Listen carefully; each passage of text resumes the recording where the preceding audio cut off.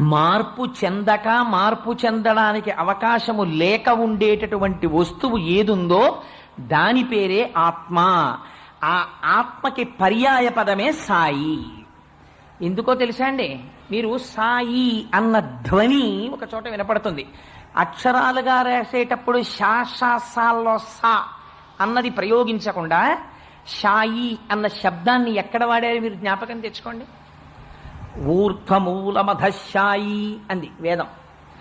పైకి కిందకి పక్కలకి వ్యాపించినటువంటి కాంతి స్వరూపము ఏదైతే ఉందో దానికి షాయి అని పేరు శబ్దరూపంగా. అందుకని ఇప్పుడు షాయి అంటే ఎవరు? అంతటా వ్యాపించినటువంటి వాడు. ఒకనాడు ఉండి ఒకనాడు లేనివాడు కాడు.